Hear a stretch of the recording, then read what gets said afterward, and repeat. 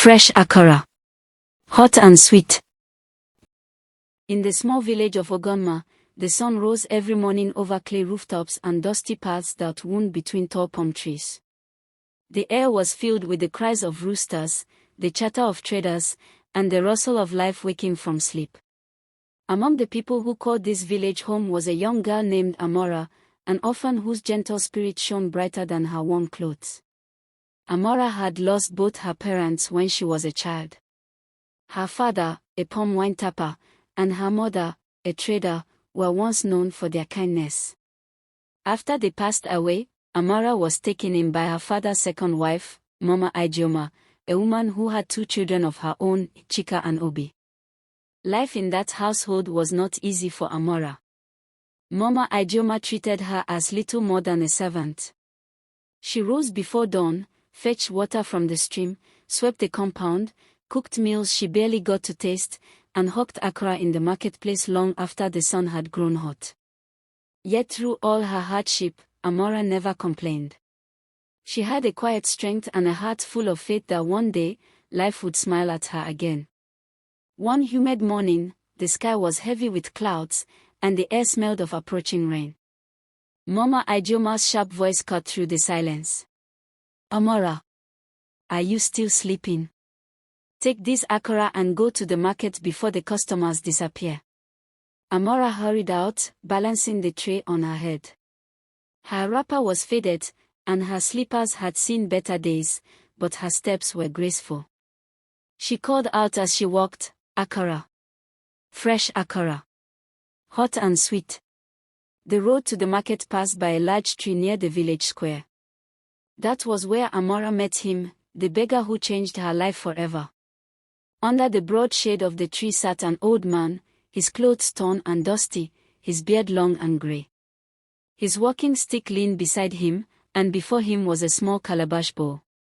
As Amara approached, she noticed that most villagers passed him without a glance.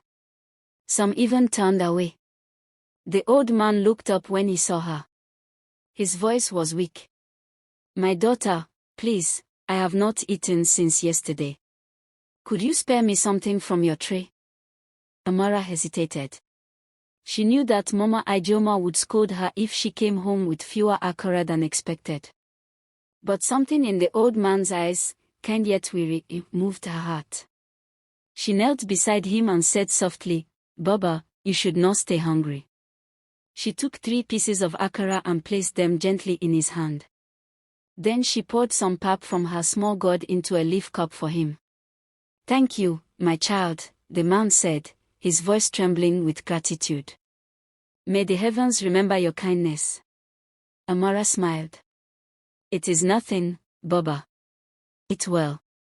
Then she continued her journey, unaware that her life had just begun to change. The market was busy that day, and Amara sold most of her akara. By the time she was walking home, the sky had cleared, and a gentle wind blew through the palm trees. As she neared the big tree again, she noticed that the beggar was no longer there. Only his walking stick remained, resting against the tree trunk. She looked around, puzzled, but then shrugged and continued home. When she arrived, Mama Ijeoma met her with her usual frown. "So you are just coming back? Did you sell everything?" "Almost everything, Mama," Amara replied softly. "Almost." Mama Ijeoma's voice rose. "Did you eat from it?" "No, Mama. I gave some to a hungry old man who..." Before she could finish, Mama Ijeoma clapped her hands in disbelief. "You gave away what I worked for. You think food grows on trees?" Amara lowered her head. "He looked hungry, Mama. I couldn't walk away." Her stepmother shook her head and muttered, "This girl will never learn." That night, Amara lay on her mat, her stomach empty but her heart at peace. She whispered a small prayer before sleep took her. "God, please, keep that old man safe." The next morning, a knock sounded at the gate. Mama Ijeoma was the first to answer. Standing outside was a tall man dressed in fine clothes, accompanied by 2 others. Their horses gleamed in the sunlight. Good morning, madam, the man said. We are looking for a young girl named Amara. Does she live here? Mama Ijeoma blinked in surprise. Amara. What has she done? Nothing wrong, madam, the man said with a polite smile. Our master wishes to see her. He says she showed him kindness when he was in need. Amara came out shyly, confused. Sir, are you talking about the old man I met yesterday? Yes, the man said. He is no ordinary beggar. He is Chief Obidike, one of the richest men in this region. He disguised himself to test the hearts of people. Amara gasped, her hands trembling. He was touched by your kindness, the man continued. He has asked us to bring you to his home. The chief's house stood beyond the far hills, surrounded by fruit trees and flowering plants. When Amara arrived, her eyes widened. The compound was vast, with carved pillars and shining floors. Chief Obidike sat on a chair carved from mahogany.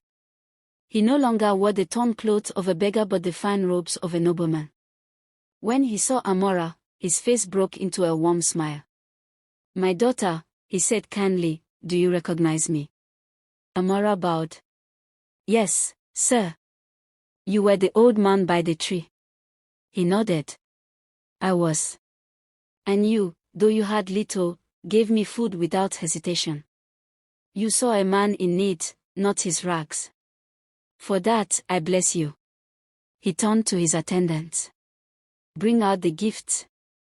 They carried out baskets of food, fine fabrics, and a small wooden box filled with money. These are for you, the chief said. But that is not all. From today, you will stay in my household. You will go to school and learn all that your heart desires. Amara's eyes filled with tears. Sir, I don't know how to thank you. Thank me by keeping your heart pure, he said. Kindness is a seed. You planted it, and now you see its fruit. News of Amara's fortune spread quickly through Ogonma. Mama Ijeoma could hardly believe it. The same girl she once scolded now rode in the chief's carriage and wore fine clothes. But Amara never let pride enter her heart. She still visited her stepmother and her children, bringing food and gifts whenever she could. Thank you, Amara, Mama Ijeoma said once, tears in her eyes. I treated you unfairly, yet you repay me with kindness. Amara smiled gently. We all learn, Mama. Life teaches us in different ways. Years later, Amara grew into a graceful woman, educated, wise, and loved by all. She opened a school for poor children in her village and named it the Tree of Kindness, after the very spot where her destiny had changed. True kindness is not measured by how much one gives, but by the heart behind the giving. A single act of compassion can open doors no wealth can buy. Subscribe to my channel.